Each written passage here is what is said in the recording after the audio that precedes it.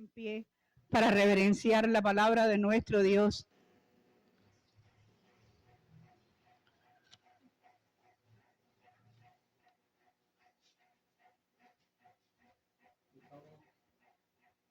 La palabra de Dios en el Evangelio de Juan, capítulo 16, versos del 12 al 15. Evangelio de Juan,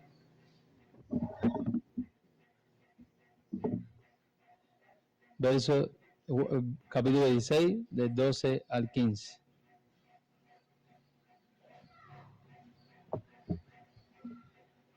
Así dice la palabra de Dios. Aún tengo muchas cosas que deciros, pero ahora no las podéis sobrellevar. Pero cuando venga el Espíritu de verdad, Él os guiará a toda la verdad, porque no hablará por su propia cuenta, sino que hablará todo lo que oyere y os hará saber las cosas que habrán de venir. Él me glorificará porque tomará de lo mío y os lo hará saber. Todo lo que tiene el Padre es mío, por eso dije que tomará de lo mío y os lo hará saber. Esto es palabra de Dios. Oremos. Señor y Padre, damos gracias una vez más, Señor, por tu palabra escuchada. Y pedimos que nos guíe, Señor, por medio de tu Espíritu, nos enseñe, Señor, cómo debemos andar, Señor. Santifica, Señor, a tu pueblo. Ayúdanos, Señor, a entenderlo. Tú dijiste, yo soy la vid, vosotros los pámpanos, separados de mí, nada podéis hacer. Nada podemos hacer sin ti, Señor. Tú eres el buen pastor. En lugares dedicados pastos nos pastorea, Señor. Una vez más te rogamos, Señor, y te agradecemos por ese pastoreo, ese cuidado que siempre nos alimenta con lo mejor, Señor. Ahora abre nuestra mente, nuestro corazón, y que podamos tener entendimiento, Señor, de esto que hemos leído, Señor, que cobre sentido para nosotros. Y, Señor, te rogamos que nos abras los ojos a la fe y traigas hasta tu casa los que han de ser salvos. En el nombre de Jesús oramos. Amén y amén. Nos podemos sentar.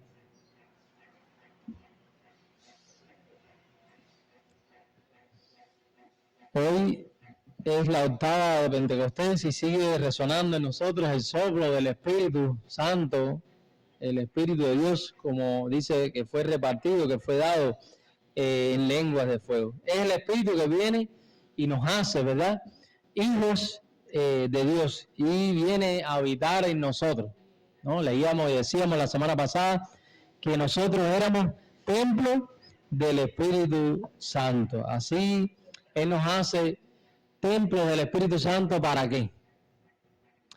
Para cumplir con las palabras del Señor, para cumplir con un propósito, ¿verdad? Así como Cristo vino, ¿verdad? Y dice que cuando fue bautizado, dice que el Espíritu descendió como en forma de ¿qué? De paloma. Y el Señor, Dios dijo, he aquí mi Hijo amado, en el cual tengo complacencia. Cristo también igualmente vino a cumplir con los propósitos de Dios. Él no vino a hacer lo que se le antojaba, lo que quería, aún ni hacer su propia voluntad, porque aún cuando oraba, y nos enseñó también a nosotros en la oración que le dijo a sus discípulos, dice, vosotros oraréis así: Padre nuestro que estás en los cielos, santificado sea tu nombre, venga tu reino, hágase ¿qué? Tu voluntad. O sea, la voluntad del Padre fue la que vino el Hijo a cumplir, la cual nosotros también, como hijos adoptivos que somos de Dios, debemos también cumplir. Y para eso se nos ha dado, y dice que somos, vuelvo y repito, somos templos del Espíritu Santo. Por tanto, el Espíritu mora en nosotros, con el propósito vivo de santificar nuestras vidas, de apartar nuestras vidas del mal y así vivir para el Señor.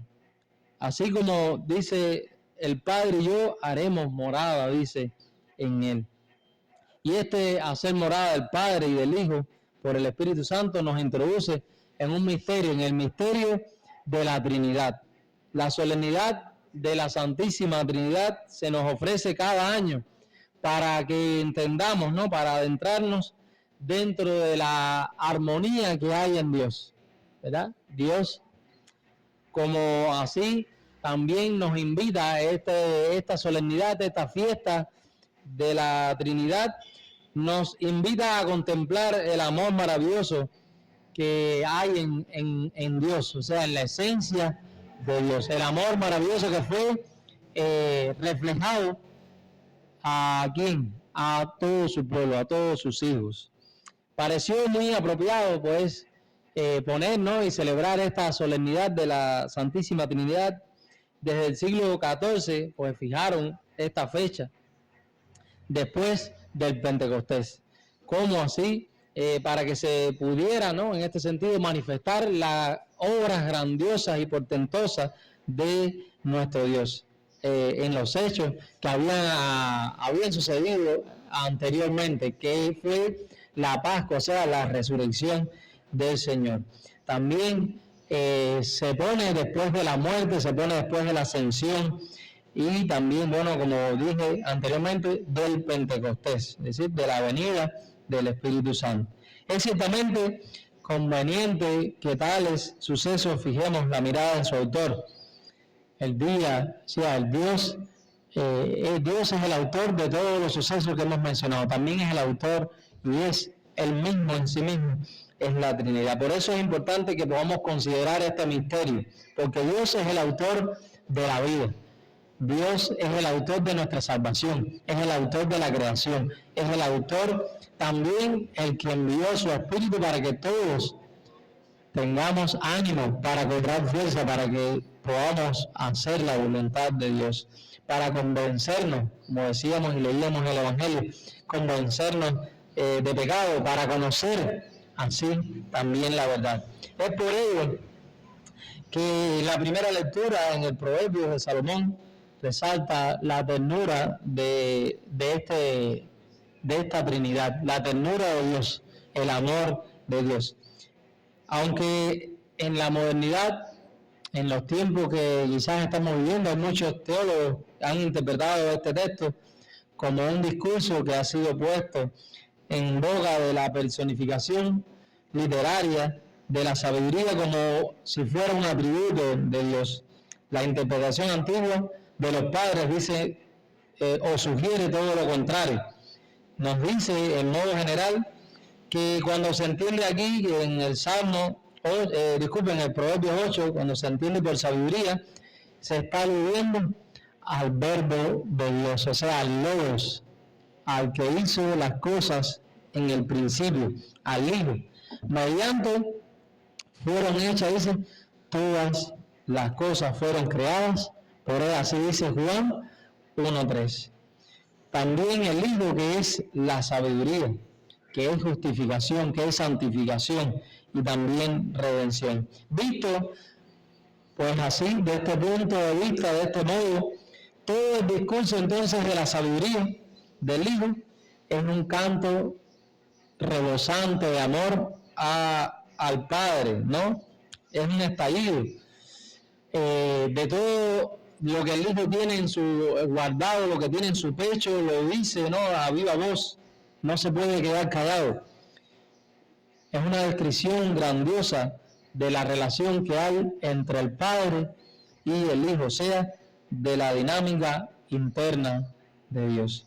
Y asimismo, nosotros debemos, en un sentido también, como hijos de Dios, debe haber en nuestro pecho, en nuestro corazón, en nuestra vida, una continua gozo, alegría y un desbordante ánimo de también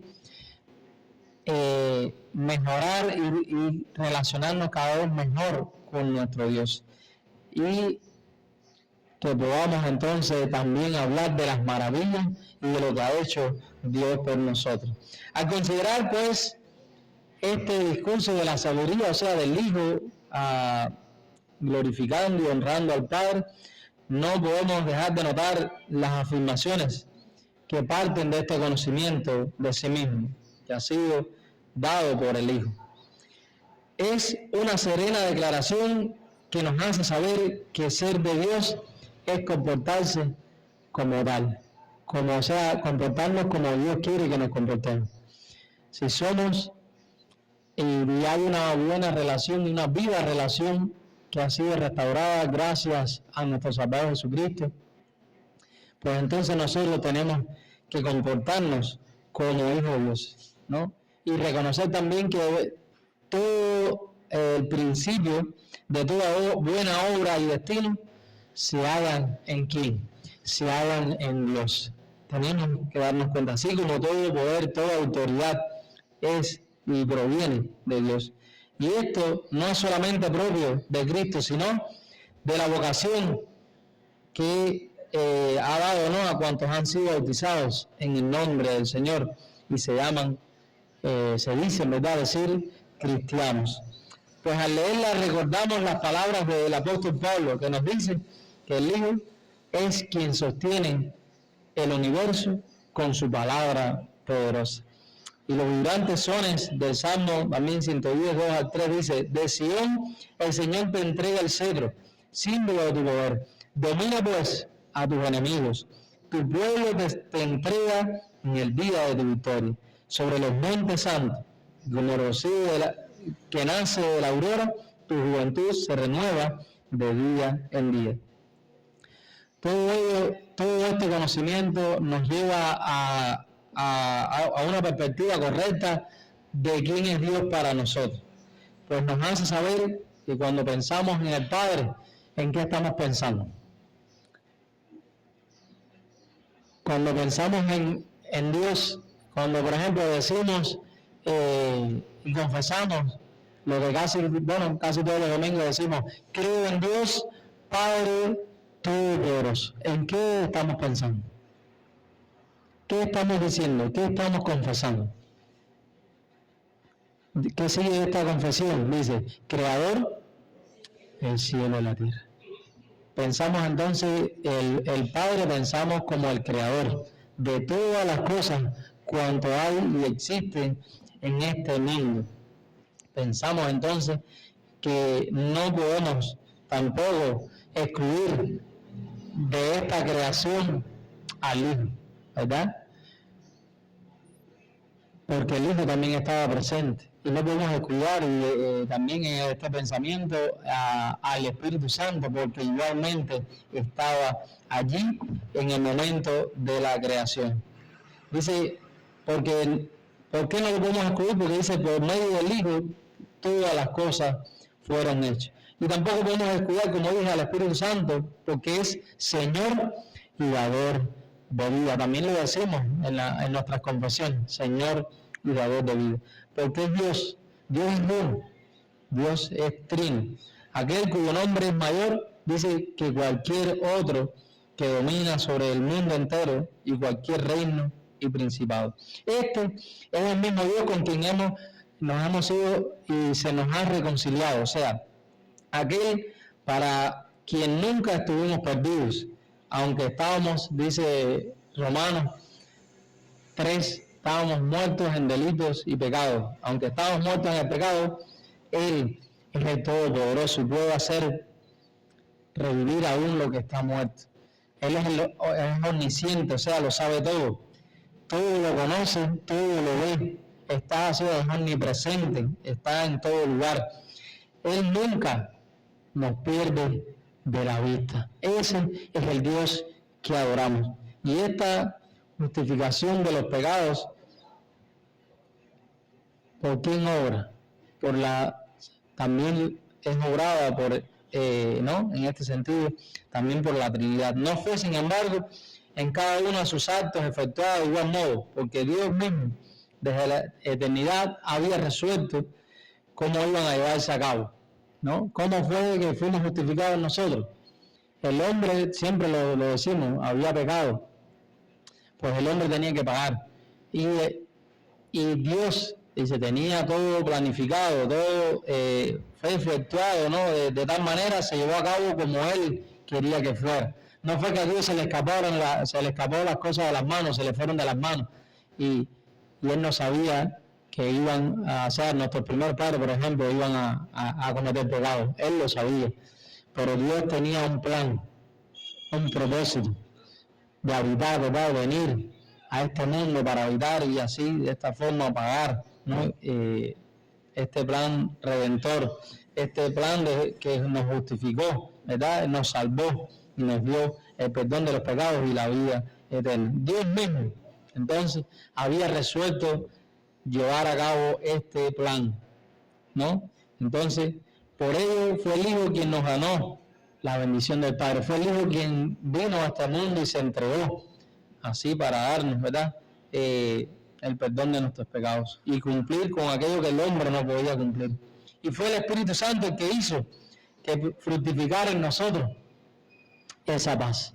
Leíamos en Romanos capítulo 5 ahorita en las lecturas que leíamos de la liturgia, dice: justificados pues por la fe tenemos paz para con Dios. La fe. Dice que la fe no es de nosotros, dice Efesios también, es un don de Dios. La fe viene por el oír la palabra de Dios. Y esa fe viene porque hemos sido convencidos de la verdad. Y la verdad, nos hace libres, nos convence de pecado, ¿no? Y gracias al Espíritu Santo es que hemos sido devueltos a la vida espiritual. Gracias al Dios Trino es que ahora podemos disfrutar y hemos sido y somos reconciliados con nuestro Señor.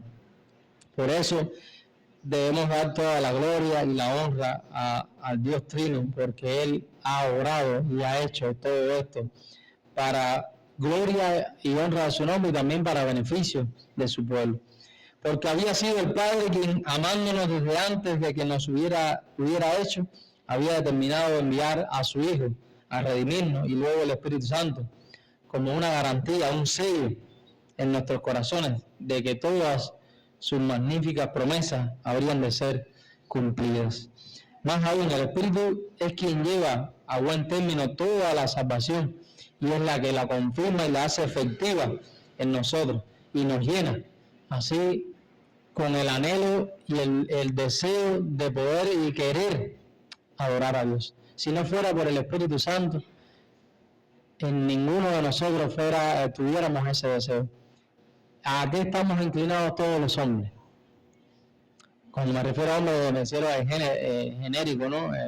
A toda la humanidad. Bueno, gracias en un sentido, a nuestros primeros padres, o a consecuencia de nuestros primeros padres, Adán y Eva, todos estamos inclinados a hacer lo malo, ¿verdad? Nuestra naturaleza es de pecado, por tanto, estamos inclinados a hacer lo malo. Pero gracias al Espíritu Santo que refrena la maldad y nos da de la gracia de Dios para poder vivir, ¿no? Y poder también disfrutar de esa santificación que todos, ¿no? Cada día vamos santificando, ¿no? Valga la redundancia, para que así podamos hacer. Como decía ahorita, lo hemos dicho muchas veces, muchos textos, Juan capítulo 6 dice: yo soy la vid, vosotros los pámpanos. Separados de mí, nada pueden hacer. Separados de Dios, separados de la palabra, de la oración, de la comunión, nada podemos hacer. Lo hemos dicho muchas veces también, cuando usted tiene un árbol y lo ve frondoso, muy bonito, las ramas están lindísimas, y dice: ay, wow, qué lindo ese árbol, qué lindo está. Si a ese árbol le cortamos las ramas, ¿qué le sucede a las ramas? Se secan, ¿verdad? Entonces, eso es lo que quiere decir Cristo cuando dijo: yo soy la vid y ustedes los pámpanos. Ustedes son las ramas, ¿no? Si nos separamos de Dios, nada, solo por nosotros mismos, nada podemos hacer. Sí, podemos hacer una cosa y la hacemos muy bien. ¿Saben qué cosa es? Pecar. Eso sí, lo vamos a hacer muy bien. Porque somos maestros, como dice, somos maestros en eso, en pecar. Pero mientras más nos acerquemos a Dios, mientras más nos relacionemos con Él, mejor y más santificada estará nuestra vida. Porque el Espíritu es nuestro otro defensor, es el que nos revela al Hijo, el cual a su vez también revela al Padre. Nada podríamos conocer rectamente sin Él. Sin la luz de la verdad del Evangelio, no se hubiera podido mostrar en nosotros. Sin el Espíritu Santo, que nos ha revelado y nos ha abierto los ojos, o sea, estábamos, dice, ciegos. Gracias al Espíritu también se nos abrieron los ojos para que pudiéramos ver todas las cosas de diferente manera. Él es el que nos da la plenitud del Padre y del Hijo. Es el que nos llena de Dios, dándonos fuerza y deseo de buscarle y capacidad para gozar de su consuelo y de su presencia. Y quien también nos da ejemplo con el Hijo, nuestro defensor, de cómo debe ser la actitud del cristiano. Cómo el Espíritu Santo nos da ejemplo de cómo debe ser la actitud del cristiano. Cómo debemos ser nosotros. Cómo debe ser nuestra vida. Cómo debemos comportarnos. Cómo debemos conducirnos, andar, vivir en esta vida que Dios nos ha dado. No hablar, dice el Evangelio, no hablar por nuestra propia cuenta. Leíamos. Dice, pero cuando venga el Espíritu de verdad, Él os guiará a toda la verdad, porque no hablará por su propia cuenta. O sea, no podemos hablar. El mismo Cristo nos dejó ejemplo, ¿verdad? Dice, Él nos guiará a toda la verdad. Dice, el Espíritu nos guiará a toda la verdad. Dice, y nos manda también y nos dice, no hablen por su propia cuenta, hablen, ¿verdad? Manifestemos lo que hemos oído de quién. Digamos, hablemos lo que hemos oído de quién, de Jesucristo, ¿verdad? Entonces, como buenos discípulos que somos, debemos escuchar la voz de Dios y no hablar lo que se nos antoja, sino hablar aquello cuanto hemos sido llamados a hablar. También una de las actitudes del cristiano es no comunicar o enseñar nada que no hayamos recibido de Dios. ¿Qué estamos comunicando como hijos de Dios? ¿Qué estamos comunicando como iglesia? ¿Qué estamos comunicando como comunidad de fe? ¿Qué es lo que le comunicamos a la sociedad, en la escuela, en el trabajo? También otra actitud importante de cristianos es ser guiadores de quienes nos rodean, llevándolos a la verdad. ¿Estamos guiando a los demás a la verdad o los llevamos por otro camino, el camino de la maldad, de mentira? ¿A dónde llevamos a aquellos que no conocen de Dios? Permanecer firmes también mientras nos sometemos a la voluntad de Dios. Honrar a Cristo haciendo discípulos suyos. Así que tener a Dios es tanto, entonces, tener a Dios en sí mismo es imitar a ¿quién? A Jesucristo. Es tomarlo como el mejor modelo, no a los famosos de este mundo, no a los ricos, no a los quizás a los cantantes, a los actores, actrices, no a los gobernantes de este mundo, sino para así de esta manera poder vivir y ser portadores de la gracia de Dios. La única manera es vivir como Dios le agrada. Así que Dios hecho hombre verdadero, a ese es el que debemos imitar. Imitar también la obra del Espíritu Santo que ha obrado a favor de la iglesia. Ser cristiano verdadero implica también ser paracleto, o sea, aquel que persuade, aquel que intercede. Ustedes saben lo que es, ¿no? Cuando decimos el Espíritu Santo es el paracleto, es el que intercede, que persuade, que corrige, que instruye, que vivifica. Eso también es ser cristiano verdadero, y eso implica eso, persuadir a los demás, ¿no? Defenderlos, también suplicar, rogar por ellos, ¿no? Por cada hijo de Dios. Y así, entonces cada bautizado, pues por su sacerdocio recibido, en tanto miembro ha sido y es miembro del cuerpo glorioso de Cristo, ha de ser también entonces un paracleto, o sea, un intercesor, un defensor, un abogado frente a todos los que nos han entregado. ¿Estamos siendo nosotros abogados, defensores o paracletos que persuadimos, que ayudamos, que intercedemos, que defendemos, que hacemos, que suplicamos también por aquellos que no conocen de Dios, frente a todos los que no tienen al Hijo, que no tienen a Cristo, aquellos que no reconocen al Señor. Nuestra función es la del Espíritu, revelar a Cristo, persuadir así por la palabra a los demás. Estamos revelando a Cristo, estamos intercediendo en oración a favor de quienes no se someten a Él. ¿En qué se basan nuestras oraciones? ¿De qué decimos a Dios? ¿Qué le decimos a Dios en nuestras oraciones? Más bien nuestras oraciones se basan mayormente, prácticamente, en solicitud, ¿verdad? Pedimos por esto, por aquello, pero no nos hacemos la función que también tenemos. Como, no quiere decir que esto sea malo, pero irnos a, como dice, todos los extremos son malos, pero tenemos que hacer la función de hijos de Dios, que también tenemos como parte, ¿verdad?, que somos de esta Trinidad. ¿Cuál es? Pues de ser intercesores, defensores de los demás. Tenemos que defender a los demás de los ataques del maligno. ¿Qué es lo que hacemos mayormente cuando vemos a una persona que está en el piso?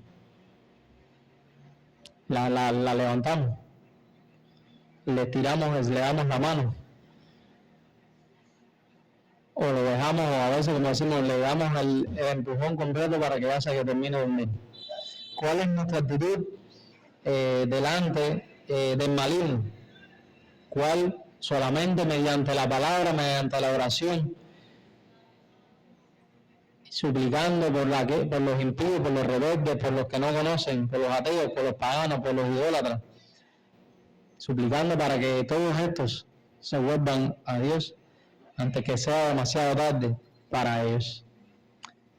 Esa debe ser nuestra función. Por eso, este conocimiento de las relaciones internas entre las personas de la Trinidad, de la vida interior de Dios, es para cada cristiano un compromiso. Un compromiso, porque no hemos sido salvados en abstracto, sino para un propósito. ¿Cuál es el propósito de nuestra vida? ¿Para qué Dios nos ha amado? ¿Usted sabe lo que es una pintura abstracta? Nosotros quizás no sabemos mucho de arte, pero más o menos nos han enseñado. ¿Qué es una pintura abstracta? ¿Cómo es la pintura abstracta? Ahí es como tiran ahí a la pared y son como unos brochazos, unas cosas así que ni se entiende nada lo que dice, ¿verdad? Y uno tiene que hacer una interpretación. ¿Qué es esto? Nosotros no hemos sido salvos de esta manera, una manera abstracta, así que no entiendo. No, nosotros hemos sido llamados con un propósito, participar como hijos adoptivos de la misma vida eterna de Dios, hecha con nosotros por medio del Espíritu Santo, con que se nos ha ungido, llamar a otros, así a engrosar la magna asamblea de los santos. La solemnidad de la Santísima Trinidad es profundamente renovadora y comprometedora, porque mientras las palabras de Cristo en la primera lectura no hayan eco y reflejo en nosotros, mientras no resuenen en nuestros corazones y no nos comportemos como Él y vivamos como cumplimiento de su misión en el mundo, es patente que nos queda mucho, como dice, nos queda mucho por andar, nos queda mucho por aprender. Es decir, que todavía no nos ha llegado, no hemos madurado lo suficiente. Mientras no hagamos y cumplamos con el propósito que Dios nos ha llamado, y todos hemos sido llamados para lo mismo, ¿verdad? Porque somos hijos de Dios, pues entonces tenemos mucho camino por andar. El Dios Trino, Creador, Sustentador, Redentor, Vivificador y Restaurador del universo, ha venido a ser morada en nosotros por el Espíritu Santo, y no podemos resignarnos ni descansar, no podemos dejar de empeñarnos en que nuestra salvación sea fructífera hasta que nuestro corazón sea un paraíso interior, que el único modo de ser digna morada y templo para Dios sea esta forma. Por tales razones, en conclusión, hermanos, el pecado y cuanto nos distrae debe ser puesto hacia un lado para enfocarnos en la misión que Cristo nos ordenó.